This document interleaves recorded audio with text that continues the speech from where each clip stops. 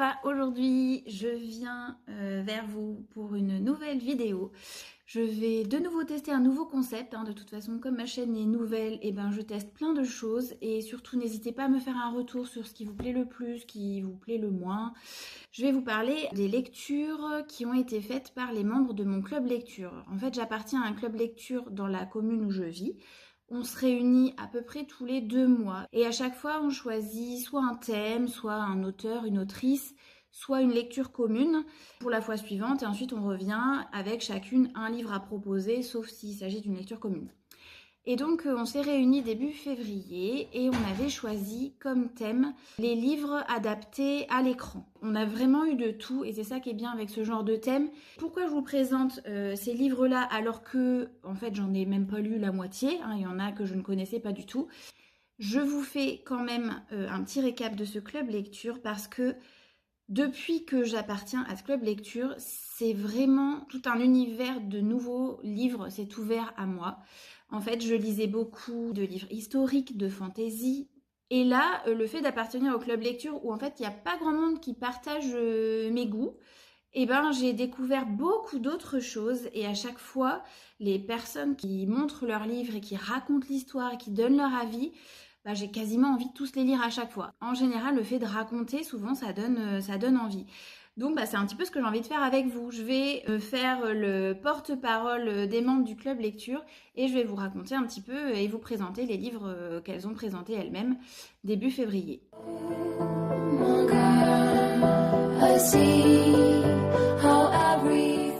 Je vais tout de même commencer par le livre que moi j'ai présenté à cette occasion. Je vous en ai déjà parlé, il était dans mon top de 2025.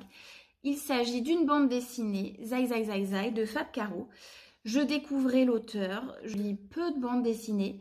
Et là, je l'ai relu justement à l'occasion du club lecture, puisque ma lecture datait de l'été dernier, donc j'avais envie quand même de me le remettre en tête. Et je me suis tout autant marrée. C'est l'histoire d'un homme qui est à la caisse du supermarché et qui, au moment de chercher sa carte du magasin, sa carte de fidélité, cherche partout dans ses poches et ne la trouve pas. Et alors là, ça déclenche quelque chose de totalement absurde et tout le roman est basé là-dessus.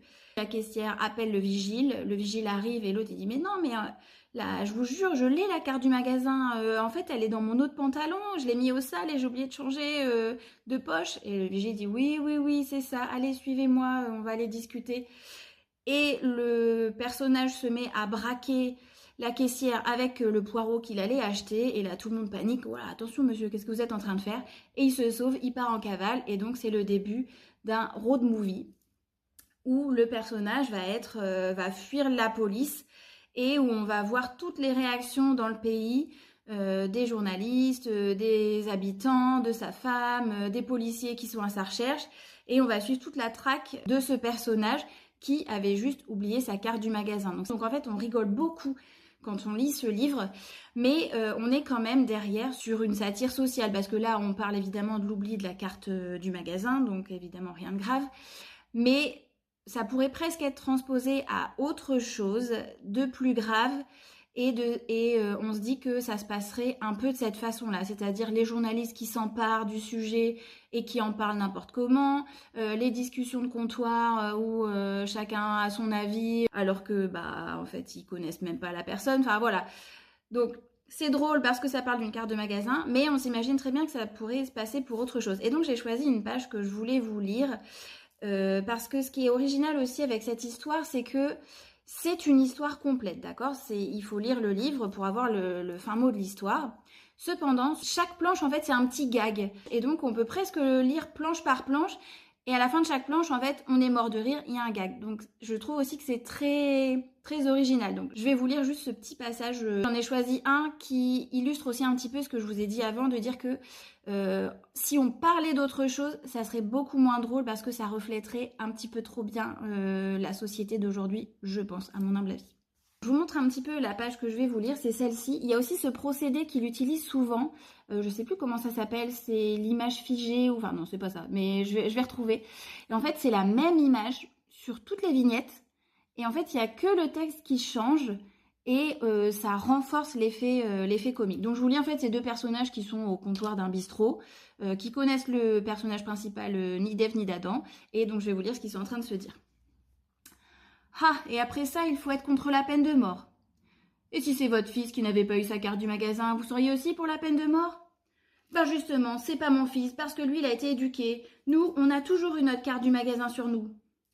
Non, parce que là, qu'est-ce qui va se passer? Je vais vous le dire, il va aller en prison, ok, d'accord, mais après, en sortant, qui vous dit qu'il ne va pas de nouveau ne pas avoir sa carte du magasin?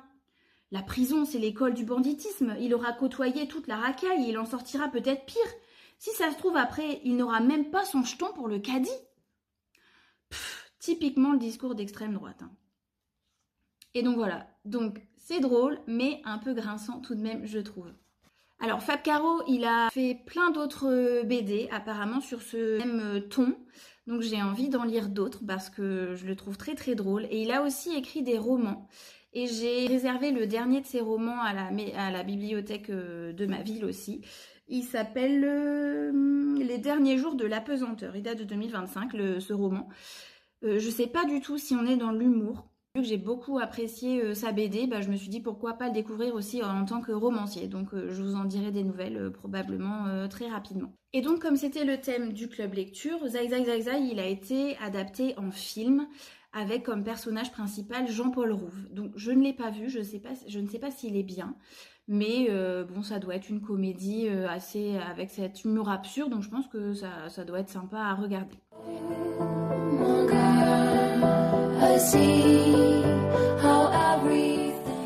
Les livres suivants ont été présentés par les autres membres du club lecture, mais là je vais vous présenter en premier les 3 que moi j'avais déjà lus. Donc le premier c'est Là où chantent les écrevisses de Delia Owens. Je l'ai lu en février 2022, donc ça fait 4 ans. Ça commence à dater un petit peu, mes souvenirs sont un peu lointains. Ça se passe en Caroline du Nord, mais dans les marais. Et en fait, c'est l'histoire d'une petite fille qui a été abandonnée à ses 10 ans par sa famille. En fait, sa mère est partie quand elle avait 5 ans. Puis ses frères et sœurs qui sont plus grands ont petit à petit abandonné la maison familiale parce qu'ils étaient confrontés à un père violent. Et puis la plus petite est restée parce qu'elle n'avait pas le choix. Et quand elle a eu 10 ans, son père un jour est parti, il n'est jamais revenu. Donc elle a appris à se débrouiller toute seule. Elle a réussi à échapper un peu aux services sociaux. Et elle s'est débrouillée tant bien que mal pour manger avec l'aide de certains commerçants du coin. Mais elle n'allait pas à l'école, donc elle ne savait pas lire. Par contre, elle avait une passion pour la faune et la flore qui l'entouraient, donc les coquillages, les oiseaux marins, etc. Et elle les dessinait magnifiquement bien. Elle a rencontré un jeune garçon qui lui a quand même appris à lire, mais lui a dû quitter la ville au moment de partir faire ses études et l'a un petit peu abandonné. Et en fait, donc c'est un petit peu construit en 2 parties. Et dans la deuxième partie, on apprend que un jeune homme a été retrouvé mort près de chez elle et qu'elle est la principale suspecte. Elle est même arrêtée pour le meurtre. Le chef de la police locale est persuadé que c'est elle qui l'a tué. Et effectivement, beaucoup d'indices pointent vers elle. Et en fait, on va faire des allers-retours dans le passé pour essayer de comprendre comment elle a connu ce jeune homme, quelle est leur relation et leur histoire. On est sur un thriller quand même qui est assez prenant. Et surtout, ce qui m'a le plus plu, en fait, c'est sa vie à elle, sa résilience à cette petite fille qui est devenue une jeune femme accomplie, qui vit sa vie comme elle l'entend. Et en fait, je vais pas dire elle en est parfaitement heureuse parce elle se sent quand même exclue. Et elle est très mal jugée par tous les habitants de cette ville parce que c'est la fille des marais, c'est une sauvageonne. Mais on en vient quand même à envier son mode de vie, à envier sa passion, à envier son innocence. Et donc ce livre, il est vraiment très chouette à lire. Je n'ai pas vu le film, donc je ne peux pas vous le conseiller. Apparemment, ils ont assez bien respecté le livre, donc voilà, pourquoi pas. Un autre livre qui a été présenté et que j'avais lu aussi, et que... Oh, attendez, je m'installe, je suis pas bien mise. Et que j'avais lu aussi et que vous avez peut-être probablement lu, car il s'agit d'un best-seller, il s'agit de La femme de ménage. Donc moi je vous ai parlé de La prof de Freida McFadden que j'ai lu l'année dernière. Celui-ci je l'ai lu en 2024, fin 2024. Et contrairement à La prof que j'ai vraiment pas aimé, celui-ci je l'ai trouvé très très bien.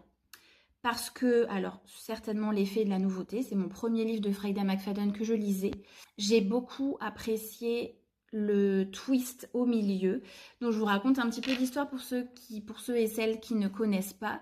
C'est l'histoire d'une jeune femme qui sort de prison. On ne sait pas exactement ce qu'elle a fait, mais elle a un peu de difficulté du coup à trouver du travail.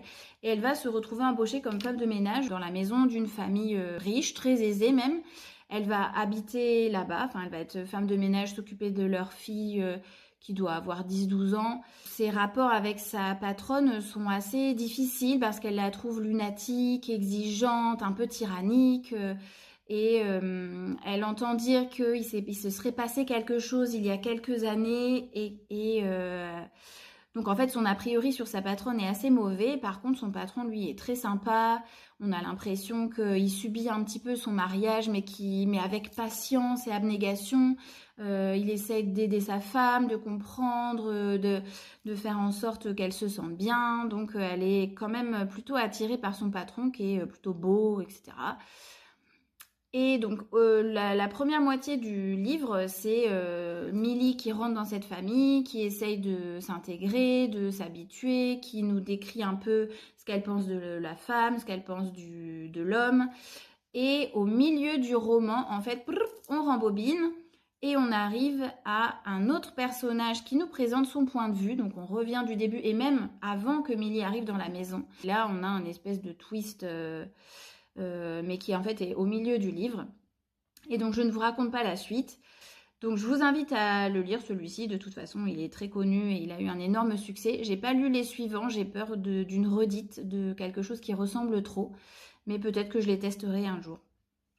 Et le film vient de sortir au cinéma et a priori, il est fidèle à l'histoire. Juste la narration, a priori, la chronologie n'est pas tout à fait la même que dans le livre. Donc je vous laisse en juger. Et me dire peut-être en commentaire si vous avez lu ou vu le film. Le dernier livre dont je vais vous parler un petit peu longuement, c'est La Tresse de Laetitia Colombani, qui date de 2017. Moi, je l'ai lu en mars 2024, donc c'est pareil, ça fait presque 2 ans, donc c'est un petit peu loin.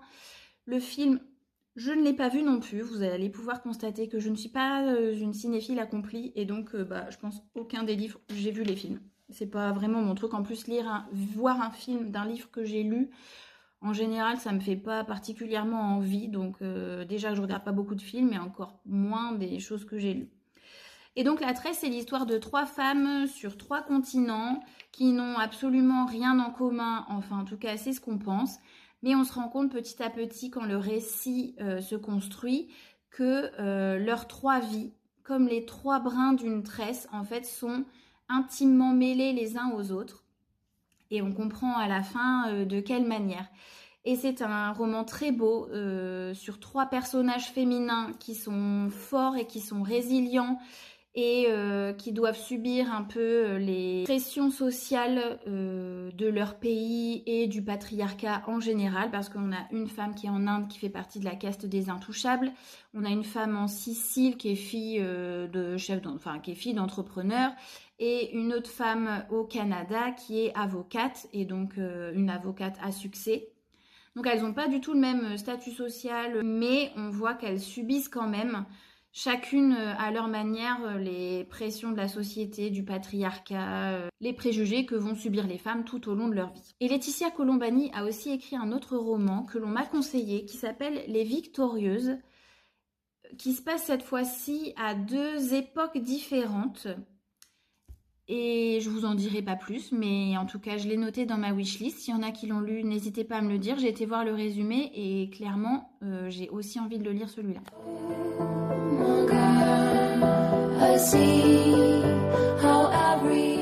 Maintenant je vais vous présenter les livres qui ont été présentés par les autres membres du club lecture, et là cette fois-ci ce sont des livres que je n'ai pas lus du tout. Il y a un peu de tout. Alors le premier, il s'agit de La disparue de la cabine numéro 10.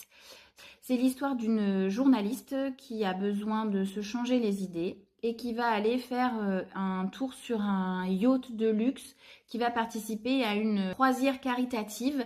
Donc toutes les personnes qui sont sur ce yacht sont extrêmement riches et tout se passe bien, les gens sont très sympathiques. Et le premier soir, elle va se réveiller en entendant des cris dans la cabine d'à côté, puis en entendant le plouf caractéristique d'un corps qui tombe à l'eau. Elle va appeler à l'aide le maître de cabine, ou je ne sais plus trop comment on dit. qui va lui expliquer que c'est impossible puisque dans la cabine à côté d'elle, il n'y avait pas de passagers. D'ailleurs, ils vont faire l'appel de tous les passagers pour bien la convaincre et il ne manque personne. Enfin, elle est certaine de ce qu'elle a entendu, de ce qu'elle a vu, mais personne ne la croit, ou en tout cas, personne ne fait mine de la croire, voire même fait exprès de la faire passer pour folle. Donc ce petit thriller, il a l'air très sympa. J'ai regardé la bande-annonce, en fait, il est sorti sur une plateforme de streaming très connue au mois d'octobre cette année avec Keira Knightley en actrice principale. Et j'avoue que la bande-annonce m'a aussi bien donné envie. Donc je ne sais pas si je vais le lire ou si je vais regarder le film. Mais en tout cas, j'ai bien envie de savoir qui était cette personne dans la cabine numéro 10. Le livre suivant, alors là on part carrément dans une autre époque, dans un autre pays. La couleur pourpre d'Alice Walker. Il a été édité en France en 1984, mais c'est pas un roman français. Et donc le premier titre c'était Cher bon Dieu. Donc si vous trouvez une édition très ancienne, le titre ce sera Cher bon Dieu. Mais les éditions les plus récentes c'est La couleur pourpre. Et il a été adapté par Steven Spielberg sous le titre de La couleur pourpre en 1986. Et le roman a gagné le prix Pulitzer en 1985, je crois. Donc c'est l'histoire de deux sœurs qui vivent aux États-Unis, donc deux sœurs de couleur noire. Elles vivent avec leur père qui est maltraitant, voire même plus, puisque l'aînée va quand même subir 2 grossesses non désirées à cause de son père. Elle va être mariée contre son gré à un fermier qui a plus besoin d'une aide ménagère que d'une épouse, donc elle va vraiment pas avoir une vie facile. Et la petite sœur, en grandissant, va décider de s'enfuir pour ne pas subir le même sort. Et les sœurs s'adorent et elles se promettent de s'écrire. Mais quand la petite sœur s'enfuit, la grande n'a plus aucun moyen de la contacter. Elles vont chacune, en fait c'est un peu un roman épistolaire d'après ce que j'ai compris, elles vont chacune s'écrire. Donc la petite connaît l'adresse de sa sœur, donc elle va lui écrire. La grande ne reçoit pas les lettres parce que son mari les cache.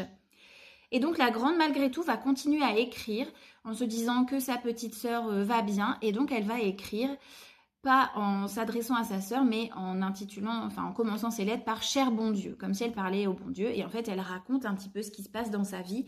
Et à travers les lettres, on va découvrir ce qui va se passer dans sa vie et dans leur vie à toutes les deux. Donc a priori, c'est une belle lecture. J'ai regardé la bande-annonce du film. L'actrice principale, c'est Whoopi Goldberg. Donc je pense que... Et puis bon, Steven Spielberg quand même qui est le réalisateur. Je pense aussi qu'on est sur un film de bonne qualité. L'histoire en tout cas m'a fait beaucoup envie. Donc on est sur quelque chose de pas très gai a priori.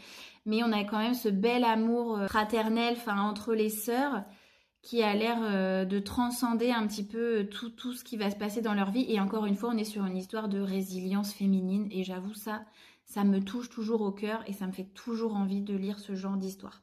Le livre suivant, c'est La tête en friche de Marie-Sabine Roger, qui est sorti en 2008 et qui a été adapté au cinéma, je crois, en 2010, avec Gérard Depardieu et, je me souviens plus, Gisèle Casadessus. Et c'est l'histoire de Marguerite et Germain.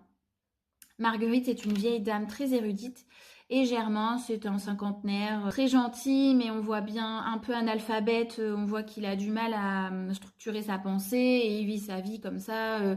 Il a plein d'amis, mais ses copains du bistrot, on voit bien qu'ils sont quand même à moitié moqueurs et qu'ils se rend pas toujours compte qu'on est en train de se moquer de lui.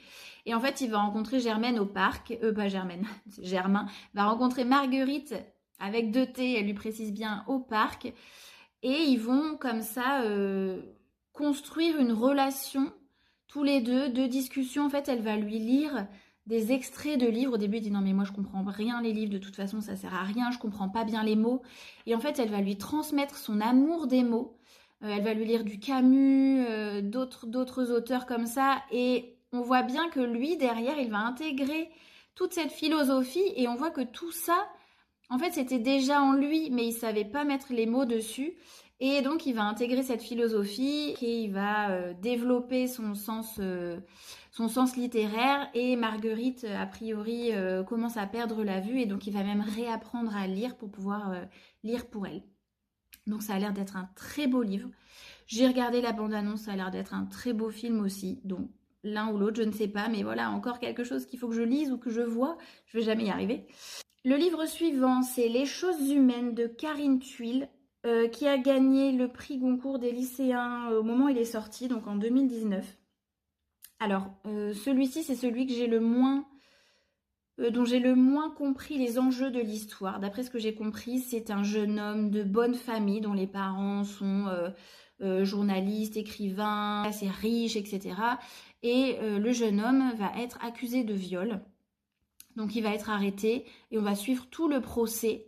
Tout le long du livre, tout le long du film, on ne sait pas s'il y avait consentement ou pas. Donc on est vraiment sur ce genre de thématique où on ne sait pas qui croire. Je peux pas en dire plus, donc je veux pas essayer d'extrapoler. Ce livre-là, c'est un livre qui m'a moins fait envie. J'ai peur de m'énerver en fait. Des histoires de viol, je trouve ça compliqué. On sait que même dans la réalité, c'est compliqué, qu'il y a plein d'affaires qui sont jugées, qui sont classées sans suite, etc. Et que c'est difficile pour les victimes de se faire entendre.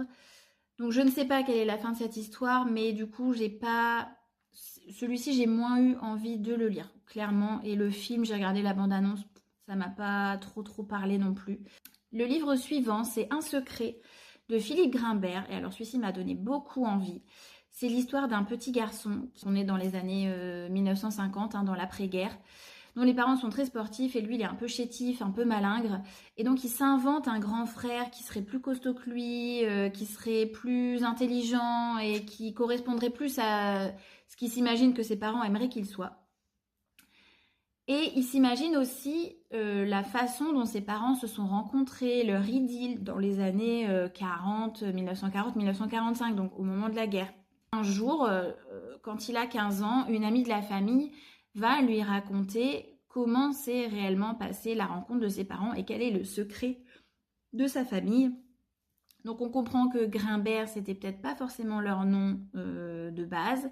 Et là, toute l'histoire va se rembobiner et on va comprendre un petit peu ce qui s'est passé. Donc ça, c'est un roman autobiographique de Philippe Grimbert et je pense qu'il parle réellement de sa famille. Et a priori, c'est vraiment raconté avec beaucoup de délicatesse.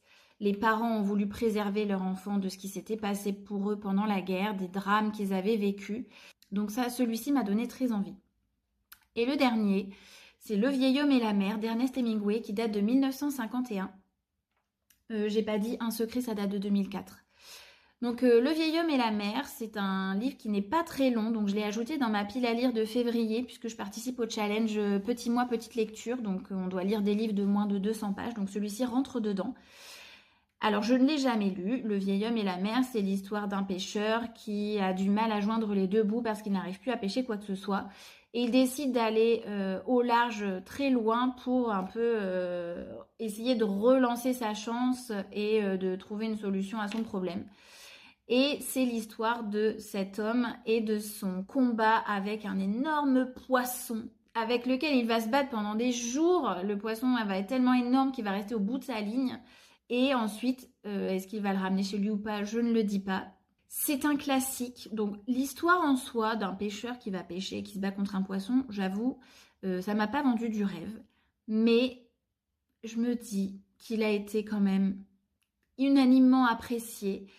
Et j'ai envie de savoir pourquoi. Et parfois, je me dis, des lectures classiques que je n'ai pas lues, et ben ça fait pas de mal de les lire pour savoir un peu, pour me forger une culture. Donc des fois, c'est vrai que je me force un petit peu à lire ce genre de livre parce que je me dis, si ça a plu à beaucoup de gens, peut-être, il y a une raison quoi. Donc peut-être que ça peut me plaire et que je peux être sensible à ça. Donc j'ai envie de tester.